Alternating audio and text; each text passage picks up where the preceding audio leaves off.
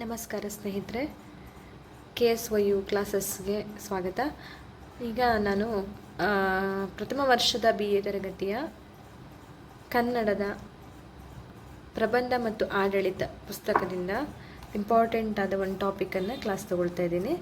Topic ಈ class ಇದೆಯಲ್ಲ, ಇದು ಪ್ರತಿ ವರ್ಷ ಎಕ್ಸಾಮ್ಗೆ 10 ಇಲ್ಲ 15 ಮಾರ್ಕ್ಸಿಗೆ ಬರುವಂಥ ಕ್ವಶನ್. ಹಾಗಾಗಿ ನಾನು ಈ ಚಾಪ್ಟರ್ನ ಇವತ್ತು ತಗೊಳ್ತಾ ಇದ್ದೀನಿ. ಪಠ್ಯದ ಹೆಸರು ಮೈಸೂರು ರುಮಾಲು. ಇದು ರೀಸೆಂಟ್ ವರ್ಷಗಳಲ್ಲೇ ಅತಿಯಾಗಿ ಎಕ್ಸಾಮಲ್ಲಿ ಕೇಳಿರೋ ಕ್ವಶನ್ಗಳು ಇದರಲ್ಲೇ ಬಂದಿರುತ್ತೆ. ಹಾಗಾಗಿ ಈ ಚಾಪ್ಟರ್ ನಿಮ್ಮದು ತಗೊಳ್ಳೋಣ ಅಂತ ಅಂದ್ಕೊಂಡಿದ್ದೀನಿ. ಈಗ ಮೈಸೂರು ರುಮಾಲು ಚಾಪ್ಟರ್ನ ಬರೆದವ್ರು ಯಾರಂತ ಅಂದರೆ ಪ್ರೊಫೆಸರ್ ವೆಂಕಟರಾಮಯ್ಯ ಅವರು. ಇದು ಮೈಸೂರು ರುಮಾಲು ಅನ್ನೋದು ಒಂದು ರುಮಾಲು ವಿಷಯದ ಮೈಸೂರಿನಲ್ಲಿರುವ ಒಂದು ಪರಂಪರೆಯ ರುಮಾಲಿನ ಬಗ್ಗೆ ಒಂದು ಕ್ಲಾಸ್ ಆಗಿರ್ತದೆ.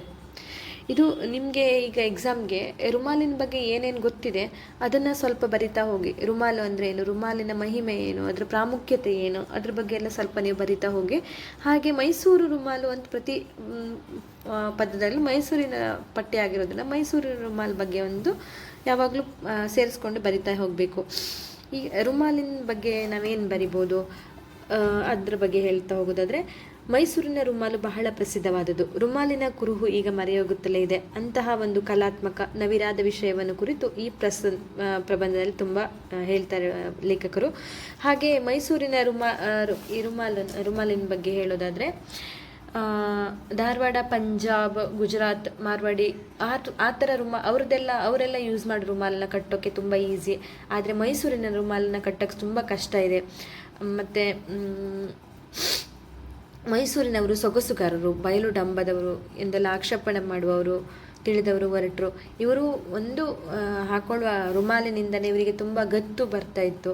ಹಾಗೆ ಇವರು ಕಟ್ಟಿದ್ದ ಒಂದು ಮತ್ತು ನಾವು ರುಮಾಲು ಅಂತ ಅದರ ಬಗ್ಗೆ ತುಂಬ ತಾತ್ಸಾರ ಮಾಡೋ ಹಾಗಿರಲಿಲ್ಲ. ಸ್ವಲ್ಪ ಅದನ್ನು ನಾವು ದಾಕ್ಷಿಣ್ಯ ಮಾಡಿದರೂ ಕೂಡ ಅದು ಸಂದರ್ಭದಲ್ಲಿ ಏನಾದರೂ ಒಂದು ಫಂಕ್ಷನ್ ಅಥವಾ ಸಮಾರಂಭಗಳಲ್ಲಿ ಅದು ಬಿಚ್ಚಿಕೊಂಡು ಅಲ್ಲಿ ನಮ್ಮ ಇರುಸು ಮುರುಸಾಗುವ ಹಾಗೆ ಮಾಡ್ತಾ ಇತ್ತು ರುಮಾಲು. ಹೀಗೆ ರುಮಾಲಿನ ಬಗ್ಗೆ ಏನು ಗೊತ್ತು? ರುಮಾಲು ಒಂದು ಸಭೆ ಸಮಾರಂಭ ಫಂಕ್ಷನ್ಗಳಲ್ಲಿ ರುಮಾಲು ಹಾಕಿದ್ರೇನೆ ಅದಕ್ಕೊಂದು ಬೆಲೆ.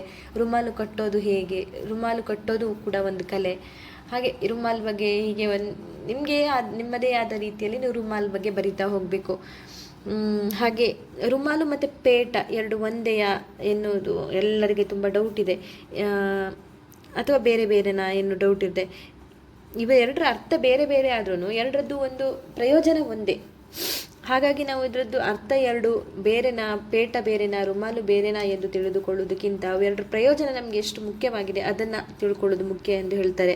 ಹಾಗೆ ಮೈಸೂರಿನವರು ಎಲ್ಲ ವಿಚಾರಗಳು ರಸಿಕತೆಯನ್ನು ಉಳಿಸಿಕೊಳ್ಳುವುದಕ್ಕೆ ಏನು ಬೇಕಾದರೂ ಮಾಡ್ತಾರೆ. ಬಡತನ ಇರಬಹುದು, ಕಾಯಿಲೆ ಇದ್ದಿರ್ಬೋದು, ಏನಾದ್ರೂ ಆದರೆ ಸಭೆ ಸಮಾರಂಭ ಅಂಥ ಸಂದರ್ಭಗಳಲ್ಲಿ ರುಮಾಲು ಅವರಿಗೆ ಒಂದು ಶ್ರೇಷ್ಠತೆಯನ್ನು ನೀಡ್ತದೆ. ಆ ರುಮಾಲಿನಿಂದ ಅವರಿಗೆ ಒಂದು ವಿಶಿಷ್ಟವಾದ ಅಪಿಯರೆನ್ಸ್, ವಿಶಿಷ್ಟವಾದ ಒಂದು ಅನುಭೂತಿ ಸಿಗುತ್ತೆ ಅನ್ನೋ ಥರ ಬರೆದಿರ್ತಾರೆ. ಹಾಗೆ ರುಮಾಲ್ ಎಂದರೆ ಮಂಗಳಕರವಾದ ವಸ್ತು. ಅದು ಮದುವೆ ಮನೆಯಾಗಬಹುದು, ಅರಮನೆಯಾಗಬಹುದು. ಮರ್ಯಾದೆಗೆ ರುಮಾಲಿಗೆ ಸಿಗುತ್ತದೆ. ಹಾಗೆ ರುಮಾಲು ಗತ್ತಿನಿಂದ ಕೂಡಿದ್ದರೆ ಅಂಗಡಿಯಲ್ಲಾಗಲಿ ಬ್ಯಾಂಕಿನಲ್ಲಾಗಲಿ ಕರೆದು ಮಾತಾಡಿಸ್ತಾರಂತೆ. ಬೀದಿಯಲ್ಲಿ, ಅರಮನೆಯಲ್ಲಿ, ಉದ್ಯಾನವನದಲ್ಲಿ ಸಲಾಂ ಮಾಡ್ತಾರಂತೆ. ಬನ್ನಿರೆಂದು ನಾವು ಈಗ ರುಮಾಲನ್ನು ಹಾಕಿ ಹೋದವರಿಗೊಂದು ವಿಶೇಷವಾದ ಆತಿಥ್ಯ ಸಿಗ್ತದೆ ಅಂತ ಲೇಖಕರು ಇಲ್ಲಿ ಹೇಳ್ತಾರೆ. ಅವರಿಗೊಂದು ವಿಶೇಷವಾದ ಆಸನ ಕೊಟ್ಟು ಅಲ್ಲಿ ಕೂತ್ಕೊಳ್ಳಿ ಅಂತಾರೆ. ಅಂದರೆ ಆ ರುಮಾಲಿಗಿರುವ ವಿಶೇಷತೆ ಹಾಗೆ. ನಾವು ಸುಮ್ಮನೆ ರುಮಾಲು ಧರಿಸದೆ ಹೋಗುವುದಕ್ಕಿಂತ ಮೈಸೂರಿನ ರುಮಾಲನ್ನು ಧರಿಸಿ ಹೋದಾಗ ಸಿಗುವ ಆತಿಥ್ಯವೇ ಬೇರೆ ಎಂದು ಇಲ್ಲಿ ಲೇಖಕರು ಹೇಳ್ತಾರೆ. ಹಾಗೆ ಇಷ್ಟೆಲ್ಲ ಅನುಕೂಲತೆ ಮರ್ಯಾದೆಗಳಿದ್ದರೂ ಕೂಡ ಮೈಸೂರಿನ ರುಮಾಲಿನ ಬಳಕೆ ಇತ್ತೀಚೆಗೆ ಕಡಿಮೆಯಾಗ್ತಾ ಹೋಗ್ತಿದೆ. ಹೇಗೆ ದಶಕದಲ್ಲಿ ಪರಕೀಯರ ಆಡಳಿತ ವ್ಯವಸ್ಥೆ ಪ್ರಬಲವಾಯಿತು, ಹಾಗೆ ರುಮಾಲಿನ ಜಾಗವನ್ನು ಬೇರೆ ಪರದೇಶಿ ವಸ್ತುಗಳು ಕೂಡ ಆಕ್ರಮಣ ಮಾಡಿ ಅದರ ಬದಲಿಗೆ ಅಲಂಕಾರಿಕ ವಸ್ತುಗಳು ಬೇರೆ ಆಗಿ ಈ ನಮ್ಮ ಹಳೆಯ ಪಾರಂಪರಿಕ ಶೈಲಿಯ ರುಮಾಲಿನ ಪದ್ಧತಿಗಳನ್ನು ಜನ ಉಪಯೋಗಿಸಲು ತುಂಬ ಕಡಿಮೆ ಆಗ್ತಿದೆ ಎಂದು ಲೇಖಕರು ಇಲ್ಲಿ ನೊಂದುಕೊಳ್ತಾ ಇದ್ದಾರೆ. ಹಾಗೆ ನಮ್ಮಲ್ಲಿನ ಉಡುಪುಗಳು ಸಂವತ್ಸರಕ್ಕೆ ತಕ್ಕಂತಹ ಸೂಚನೆಗಳನ್ನು ತೆಗೆದುಕೊಂಡು ತುಂಬ ಸುಂದರವಾಗಿರುವಂಥ ಈ ಪಾರಂಪರಿಕ ತುಂಬ ಸುಂದರವಾದ, ಅದಕ್ಕಿಂತಲೂ ತುಂಬ ಅದಕ್ಕೊಂದು ಸಿಗುವ ಮನ್ನಣೆಗೆ ನಾವು ಬೆಲೆ ಕೊಟ್ಟು ಅದರ ಬಳಕೆಯನ್ನು ತುಂಬ ಜಾಸ್ತಿ ಮಾಡಬೇಕು ಅಂತ ಇಲ್ಲಿ ಲೇಖಕರು ಹೇಳ್ತಾರೆ. ಮೈಸೂರಿನವರೇ ಎಚ್ಚರಗೊಳ್ಳಿ, ನಿಮ್ಮ ದೇಶದ ಕೀರ್ತಿ, ನಿಮ್ಮ ವ್ಯಕ್ತಿತ್ವದ ಗೌರವ, ನಿಮ್ಮ ಸಮಾಜದ ನೆಲೆಗಟ್ಟು, ನಿಮ್ಮ ಸಹಜ ಭೂಷಣ ಇಲ್ಲಿ ಹಾಳಾಗದಂತೆ ರಕ್ಷಿಸಿಕೊಳ್ಬೇಕಾದ ಕಾಲ ಬಂದಿದೆ. ನಿಮ್ಮ ಗುರುತರ ಕರ್ತವ್ಯ, ನಿಮ್ಮ ರುಮಾಲು ನಿಮ್ಮ ಸ್ವಾತಂತ್ರ್ಯದ ಚಿಹ್ನೆ, ನಿಮ್ಮ ಸವಿನಯದ ನಿಶಾನೆ, ನಿಮ್ಮ ಮೇಲ್ಮನೆಯ ಕುರುಹು, ನಿಮ್ಮ ಬಾಳ್ವೆಯ ಸರ್ವಸ್ವ. ಇದನ್ನಾದರೂ ಉಳಿಸ್ಕೊಳ್ಳಿ. ಸಂಸ್ಕೃತಿಯ ಪರಬಾರೆ ಹೊಂದುತ್ತಿರುವುದನ್ನು ನೀವು ಗಮನಿಸುತ್ತಿದ್ದೀರಾ? ಅಂದರೆ ಸಂಸ್ಕೃತಿ ಇಲ್ಲಿ ಎಲ್ಲ ಕಳೆದು ಹೋಗ್ತಿದೆ. ನಾವು ಪಾರಂಪರಿಕವಾಗಿ ಬಳಸುವ ಅನೇಕ ವಸ್ತುಗಳು, ಅನೇಕ ವಿಶಿಷ್ಟವಾದ ಶೈಲಿಗಳು, ಅನೇಕ ಪರಂಪರೆಗಳೆಲ್ಲ ಈಗ ಫ್ಯಾಷನ್ಗಳಿಂದಾಗಿ ಅಥವಾ ಬೇರೆ ಹೊಸ ವಸ್ತುಗಳ ಆಗಮನದಿಂದಾಗಿ ಹಳೆಯ ಪಾರಂಪರಿಕ ವಸ್ತುಗಳೆಲ್ಲ ಮರೆಯಾಗ್ತಾ ಇದೆ. ಅದನ್ನೆಲ್ಲ ನೀವು ಇನ್ನಾದರೂ ಉಳಿಸ್ಕೊಳ್ಳಿ. ಈಗಿನ ವಿದ್ಯಾವಂತ ಜನತೆ ರಂಗಿನ ಹೊಸ ಶೈಲಿಯ ಈಗಿನ ಕಾಲದಲ್ಲಿರುವಂತಹ ಹೊಸ ಶೈಲಿಗಳ ವಸ್ತುಗಳಿಗೆ ಮಾರು ಹೋಗದೆ ಹಿಂದಿನ ಪರಂಪರೆಯನ್ನು ಉಳಿಸ್ಕೊಳ್ಳಿ ಮೈಸೂರಿನ ಜನರೇ ಅಂತ ಇಲ್ಲಿ ಕವಿಗಳು, ಲೇಖಕರು ಕರೆ ಕೊಡ್ತಾ ಇದ್ದಾರೆ. ಹಾಗೆ ಇದನ್ನ ಸಾರಾಂಶವನ್ನು ನಾವು ಸ್ವಲ್ಪ ಒಂಚೂರು ಓದ್ಕೊಂಡ್ರೆ ಇದು ಪಠ್ಯ ಬರೀಲಿಕ್ಕೆ ತುಂಬ ಈಸಿ ಆಗ್ತದೆ. ಮೈಸೂರಿನ ರುಮಾಲು ಎನ್ನುವುದು ಒಂದು 10 ಇಲ್ಲ 15 ಮಾರ್ಕ್ಸಿಗೆ, ಇಲ್ಲ ಕೆಲವೊಮ್ಮೆ 5 ಮಾರ್ಕ್ಸ್ಗೆ ವಿಶ್ಲೇಷತೆಯನ್ನು ಬರೆಯಿರಿ ಅಂತ ಕೂಡ ಬರ್ತದೆ. ಹಾಗಾಗಿ BA KSOE ಸ್ಟೂಡೆಂಟ್ ಯಾರಿದ್ದಾರೆ ಅವರಿಗೆ ಈ ಪಠ್ಯವನ್ನು ಓದ್ಕೊಳ್ಳೋದ್ರಿಂದ ಖಂಡಿತ ಎಕ್ಸಾಮ್ಗೆ ತುಂಬ ಈಸಿ ಆಗ್ತದೆ, ಹೆಲ್ಪ್ ಆಗ್ತದೆ ಮಾರ್ಕ್ಸ್ ತೆಗಿಲಿಕ್ಕೆ. ನಿಮಗೆ ಈಗ ಮೈಸೂರು ರುಮಾಲ್ ಅಂದ ಕೂಡಲೇ ಇದು ಪಠ್ಯಭಾಗದಲ್ಲಿ ನೋಡಿದ್ರೆ 6-7 ಪೇಜಸ್ ಬರೆದಿದ್ದಾರೆ. ನೀವು ಕಂಪ್ಲೀಟಾಗಿ ಏನಿದೆ ಅದನ್ನೇ ಓದ್ಕೊಳ್ತಾ ಹೋದರೆ ನಿಮಗೆ ಬರೀಲಿಕ್ಕೆ ಕಷ್ಟ ಆಗ್ತದೆ. ಬೈ ಹಾರ್ಟ್ ಮಾಡಿಕೊಂಡು ಕತೆ ಎಲ್ಲ ಪೇಜನ್ನು ನೆನ್ಪಿಟ್ಕೊಂಡು ಬರೀಲಿಕ್ಕೆ ಕಷ್ಟ ಆಗ್ತದೆ. ಸೊ ಇದರ ಸಾರಾಂಶ ಎಂತ, ಮೈಸೂರು ರುಮಾಲ್ ಏನು ಬಗ್ಗೆ ಬರೆದಿದ್ದಾರೆ ಅಂತ ನೀವು ತಿಳ್ಕೊಳ್ಳೋದಾದ್ರೆ ರುಮಾಲಿಂದು ವೈಶಿಷ್ಟ್ಯತೆಗಳನ್ನು ಬರೆದಿದ್ದಾರೆ, ರುಮಾಲಿನ ಉಪಯೋಗಗಳನ್ನು ಬರೆದಿದ್ದಾರೆ, ರುಮಾಲ್ ಅಂದರೆ ಯಾಕೆ ಯೂಸ್ ಮಾಡ್ತಾರೆ ಬರೆದಿದ್ದಾರೆ, ಅದರ ಪಾರಂಪರಿಕ ಆ ಶೈಲಿಗೆ ಮರೆಯಾಗ್ತಿದೆ ಅದರ ಬಗ್ಗೆ ಲೇಖಕರು ನೊಂದ್ಕೊಂಡು ಬರೆದಿದ್ದಾರೆ. ಹೀಗೆ ರುಮಾಲಿನ ಬಗ್ಗೆ ಏನೇನು ನಿಮಗೆ ಗೊತ್ತು, ರುಮಾಲನ್ನು ನೀಟಾಗಿ ಕಟ್ಟಿಕೊಳ್ಳುವ ರೀತಿಯನ್ನು ಬಿಡಿಸಿ ಬರೆದು ಸಂಕ್ಷೇಪವಾಗಿ ಬರೆದು ಅದರ ನಂತರ ಅದಕ್ಕಿರುವ ಮರ್ಯಾದೆಯನ್ನು, ಅದನ್ನು ಕಟ್ಕೊಳ್ಳೋದು ಹೇಗೆ, ಅದನ್ನ ಯಾವ ಸಂದರ್ಭದಲ್ಲಿ ಬಳಸ್ತೇವೆ, ಅದರ ಬಳಕೆ ಹೇಗೆ ಕಡಿಮೆ ಆಗಿದೆ, ಅದನ್ನು ಹೇಗೆ ಮುಂದೆ ಉಳಿಸಿ ಬೆಳೆಸ್ಬೋದು, ಹೀಗೆ ಇದ್ರ ಬಗ್ಗೆನೇ ರುಮಾಲಿನ ಬಗ್ಗೆನೇ ನಿಮ್ಗೆ ಏನೇನು ಗೊತ್ತಿದೆ ಅದರ ಬಗ್ಗೆ ಸ್ವಲ್ಪ ನಿಮ್ಮದೇ ಆದ ಶೈಲಿಯಲ್ಲಿ ನೀವು ಬರೀತಾ ಹೋದರೆ ಎಕ್ಸಾಮಲ್ಲಿ ಖಂಡಿತ ನೀವು 10ರಲ್ಲಿ ಒಂದು 8 ಇಲ್ಲ 7 ಮಾರ್ಕ್ಸ್ ಆದರೂ ತೆಗಿಬೋದು. ನೀವು ಈ ದೂರ ಶಿಕ್ಷಣ ಅಂದರೆ ನಮ್ಮದು KSOE ನಾವು ಇರೋದ್ರಿಂದ ನಮಗೆ ಖಂಡಿತ ಓದಲಿಕ್ಕೆಲ್ಲ ಹೆಚ್ಚು ಸಮಯ ಸಿಗೋದಿಲ್ಲ. ಇರುವ ಸ್ವಲ್ಪ ಸಮಯದಲ್ಲಿ ನಾವು ಓದ್ಕೊಂಡು ಪಾಸ್ ಆಗುವುದಷ್ಟೇ ಕೆಲವೊಮ್ಮೆ ಉದ್ದೇಶ ಆಗಿದ್ದರೆ ನಿಮಗೆ ಸರ್ಟಿಫಿಕೇಟ್ಗೆ ಒಂದು ಮಾರ್ಕ್ಸ್ ಅಂತೂ ಖಂಡಿತ ಬೇಕಾಗ್ತದೆ ತೆಗಿಲಿಕ್ಕೆ.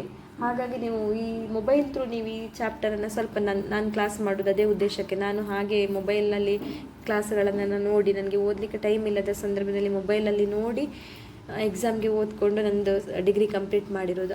ಆದ ಕಾರಣಕ್ಕೆ ನನ್ನಿಂದ ಸ್ವಲ್ಪ ಹೆಲ್ಪ್ ಆಗಲಿ, ಕೆಲವೊಂದು ಚಾಪ್ಟರ್ ನನಗೆ ಸಿಗದೇ ಇರುವುದು ನಾನು ಚಾಪ್ಟರ್ನ ನನ್ನ ಚಾನಲಲ್ಲಿ ನಾನು ಹಾಕೋದ್ರ ಮೂಲಕ ನಿಮಗೆ ಅದರಿಂದ ಹೆಲ್ಪ್ ಆಗ್ಬೋದು ಅಂತ ನಂಬ್ತೇನೆ.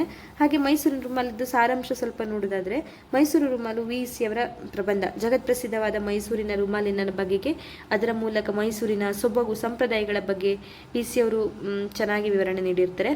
ರುಮಾಲನ್ನು ಕಟ್ಟುವುದು ಬಹಳ ಕಷ್ಟಕರವಾದ ಕೆಲಸ, ಆ ಕೌಶಲ ಎಲ್ಲರಿಗೂ ಬರುವುದಿಲ್ಲ. ಮೈಸೂರಿನ ರುಮಾಲು ಒಣದರ್ಪ ಆಡಂಬರವೆನಿಸಿದರೂ ಅದರ ನಯ ನಾಜುಕು ಮತ್ಯಾವುದಕ್ಕೂ ಬರುವುದಿಲ್ಲ. ರುಮಾಲಿಗೆ ಸರಿಯಾದ ಗಮನ ನೀಡದಿದ್ದರೆ ಹಲವು ಸಂದರ್ಭಗಳಲ್ಲಿ ಅದು ಪೇಚಿಗೆ ಸಿಕ್ಕಿಸುತ್ತದೆ. ರುಮಾಲಿನ ಬಟ್ಟೆ ಜರಿಯ ಆಯ್ಕೆ ಮಾಡೋದು ಕೂಡ ತುಂಬ ನಾಜೂಕಾದ ಕೆಲಸವೇ ಆಗಿರ್ತದೆ. ಮೈಸೂರಿನವರು ಎಲ್ಲ ವಿಷಯದಲ್ಲೂ ಉದಾತ್ತ ಸ್ವಭಾವದವರು. ಅದಕ್ಕೆ ಮುಖ್ಯ ಕಾರಣ ಇಲ್ಲಿನ ಭೋಗ ಸಂಪತ್ತು. ಮೈಸೂರಿನ ರುಮಾಲು ಶುದ್ಧ ಸಂಪ್ರದಾಯಕ್ಕೆ ಸೇರಿದು. ಅದು ದಕ್ಷಿಣದವರ ದಿಗಂಬರತೆ, ಉತ್ತರದವರ ವಕ್ರತೆ ಎರಡನ್ನೂ ಹೊಂದಿಲ್ಲ. ಮೈಸೂರು ರುಮಾಲು ರಸಿಕತೆ, ಈ 3 ಅಂಶಗಳು ಮುಖ್ಯವಾಗಿರುತ್ತದೆ.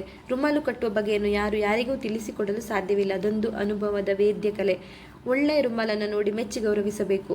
ರುಮಾಲನ್ನು ಕುರಿತು ಹಲವಾರು ಸಲಹೆ ಸೂಚನೆಗಳು ಇವೆ. ರುಮಾಲೆಂದರೆ ಮಂಗಳ, ಮರ್ಯಾದೆ ಎರಡನ್ನೂ ತಂದುಕೊಡುವಂತಹದ್ದು. ಪರಕೀಯರ ಪ್ರಭಾವದಿಂದ ಈ ನಡುವೆ ಮೈಸೂರು ರುಮಾಲನ್ನು ಧರಿಸುವವರ ಪ್ರಮಾಣ ಕಡಿಮೆ ಆಗ್ತಾ ಇದೆ ಹಾಗೆಂದು ಇಲ್ಲಿ ಲೇಖಕರು ಹೇಳಿದ್ದಾರೆ. ಇಂತಹ ಪರಕೀಯರ ದಾಳಿಯಿಂದ ತಪ್ಪಿಸಿಕೊಂಡು ಮೈಸೂರು ರುಮಾಲನ್ನು ಉಳಿಸಿಕೊಂಡು ಉಪಯೋಗಿಸುವುದು ನಮ್ಮೆಲ್ಲರ ಕರ್ತವ್ಯವಾದರೆ ಮೈಸೂರಿನ ರುಮಾಲು ಎಂಬ ಪಾರಂಪರಿಕ ಶೈಲಿಯನ್ನು ನಾವೆಲ್ಲರೂ ಉಳಿಸಬಹುದು ಎಂದು ಈ ಒಂದು ಪ್ರಬಂಧದಲ್ಲಿ ಲೇಖಕರು ಬರೆದಿದ್ದಾರೆ. ಸೊ ನೀವು ಇದ್ರದ್ದು ಬೇಸಿಕ್ ನಾನು ಏನೇನಿದೆ ಒಂದು ಮೇನೇನಿರೋದೊಂದಿಷ್ಟು ಸೆಂಟೆನ್ಸನ್ನು ನಾನು ನಿಮಗೆ ಎಕ್ಸ್ಪ್ಲೇನ್ ಮಾಡಿದ್ದೀನಿ. ಸೊ ಇದ್ರ ಥ್ರೂ ನೀವು ನಿಮಗೆ ನಿಮ್ಮದೇ ಆದ ಶೈಲಿಯಲ್ಲಿ ಸ್ವಲ್ಪ ವಿವರಣೆಯನ್ನು ತುಂಬ ಬ್ರೀಫಾಗಿ ಮಾಡ್ತಾ ಹೋದರೆ ಸ್ವಲ್ಪ ಪೇಜನ್ನು ತುಂಬಿಸ್ಲಿಕ್ಕೆ ಈಸಿ ಆಗ್ತದೆ. ಮೀನ್ಸ್ ನೀವು ಏನೇನೋ ಒಂದು ಪಠ್ಯಭಾಗಕ್ಕೆ ಸಂಬಂಧಿಸಿದ ವಿಷಯಗಳನ್ನು ಬರಿಬಾರ್ದು. ಅದರ ಹೊರತಾಗಿ ಪಠ್ಯಕ್ಕೆ ಸಂಬಂಧಿಸುವುದನ್ನೇ, ಆ ರುಮಾಲಿಗೆ ಸಂಬಂಧಿಸುವುದನ್ನೇ ಚೆನ್ನಾಗಿ ಬರಿತಾ ಹೋದರೆ ಎಕ್ಸಾಮಲ್ಲಿ ನಿಮಗೆ ಸ್ವಲ್ಪ ಈಸಿ ಆಗ್ತದೆ. ನಮಸ್ಕಾರ ಸ್ನೇಹಿತರೆ.